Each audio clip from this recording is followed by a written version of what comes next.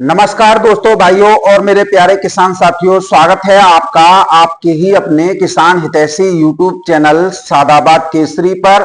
आज तारीख 24 मार्च 2026 और दिन आज है मंगलवार का।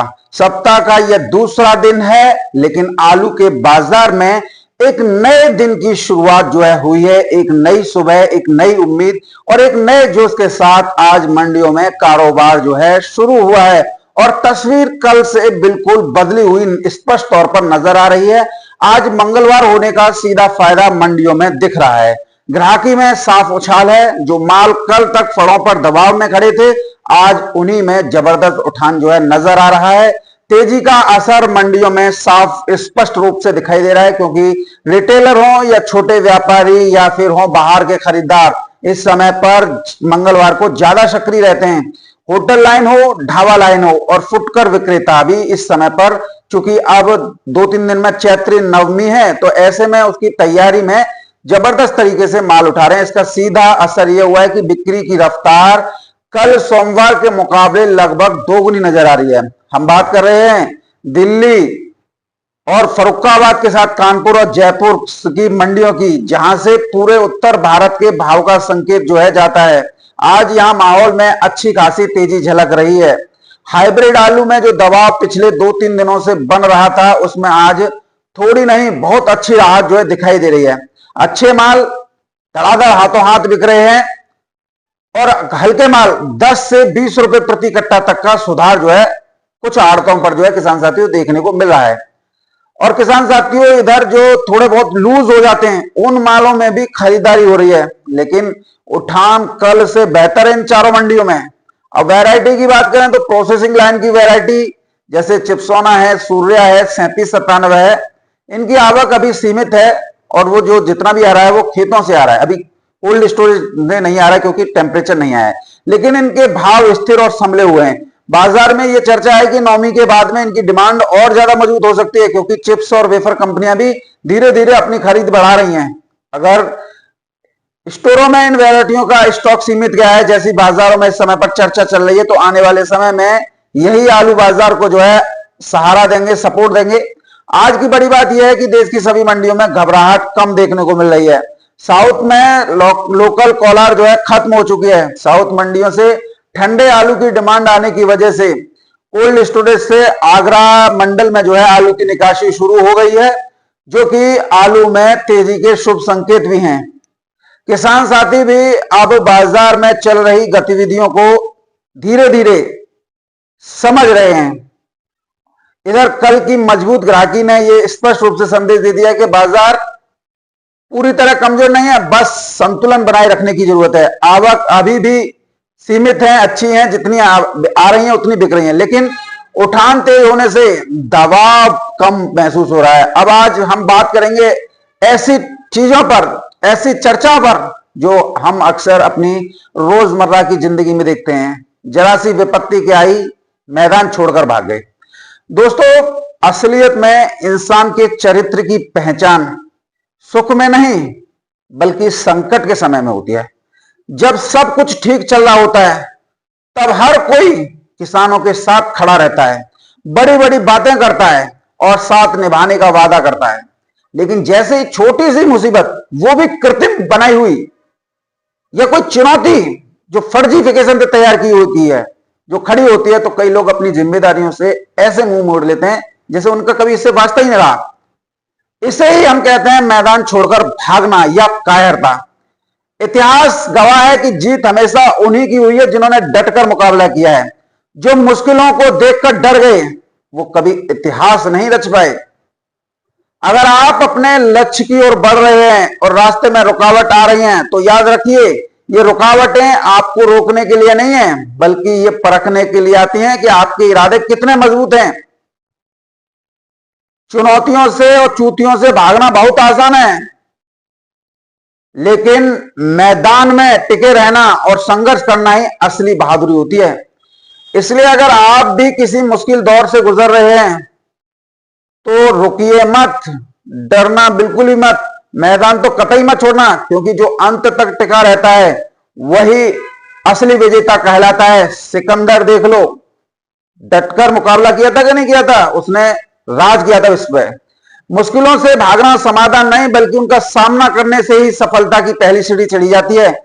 खुद पर भरोसा रखना आना चाहिए, तभी हम आगे बढ़ सकते हैं। लेकिन अफसोस की बात यह है कि आज के दौर में कुछ लोग ऐसे भी हैं जो किसानों का मार्गदर्शक बनने का ढोंग करते हैं और संकट की आहट मिलते ही सबसे पहले पाला बदलकर भाग लेते हैं। हम बात कर रहे हैं पलटू राम की, जिसे आज उत्तर प्रदेश का हर जागरूक किसान धिक्कार रहा है। जिसे ये व्यक्ति विपत्ति बताकर किसानों को डरा रहा था, वो असल में कोई प्राकृतिक आपदा नहीं थी। वो तो सिर्फ कोल्ड स्टोरेज मालिकों और बड़े व्यापारियों द्वारा बुना गया एक भ्रम का जाल था। व्यापारियों की यही पुरानी चाल है कि बाजार में अफवाहें फैलाकर डर का माहौल क्रिएट किया जाए, ताकि किसान डर जाए, घबरा जाए और अपनी मेहनत की फसल को यूं ही फेंक कर व्यापारियों की झोली में डाल जाए।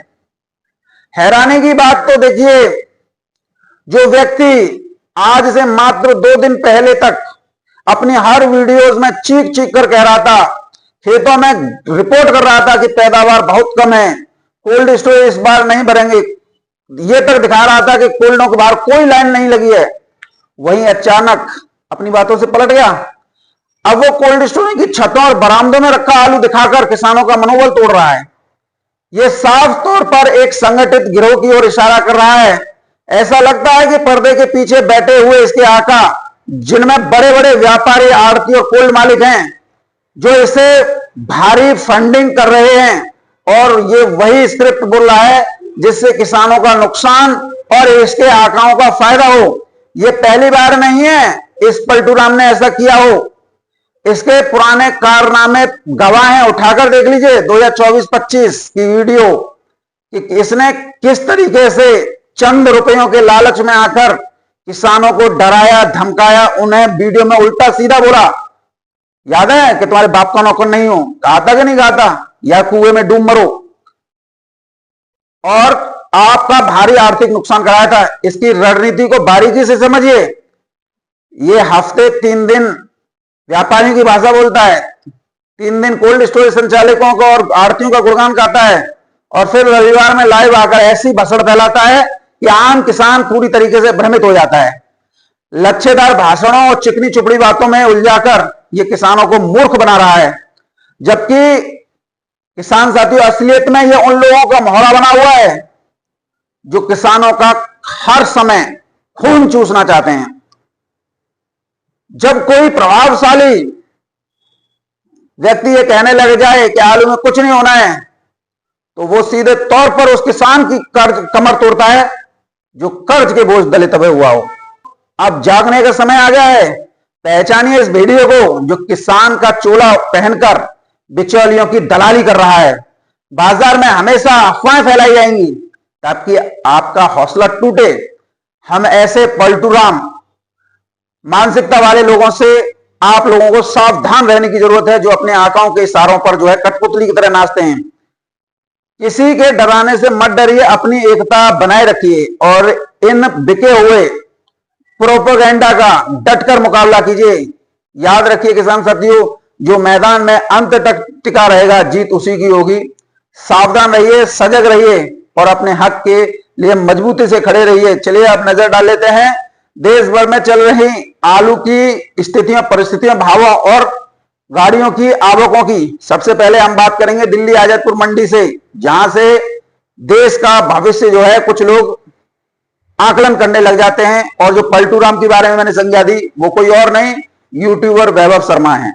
तो किसान साथियों, दिल्ली की आजादपुर मंडी में आज 166 गाड़ियों की आवक हुई है, जिसमें 62 गाड़ी के कल की बैलेंस है। यदि 62 को निकाल दें तो 104 गाड़ियों की ताजा आवक जो है हुई है। कहां से कितनी गाड़ियों की आवक है, इस पर थोड़ा नजर डाल लेते हैं। संभल से 21 गाड़ियों की आवक है, जिसमें 13 गाड़ी कल की बैलेंस है। यदि 13 को निकाल दें तो 8 गाड़ी ताजा पहुंची है। पंजाब से 26 गाड़ियों की आवक है, 12 बैलेंस है। 12 को निकाल दें तो 14 गाड़ी ताजा पहुंची है।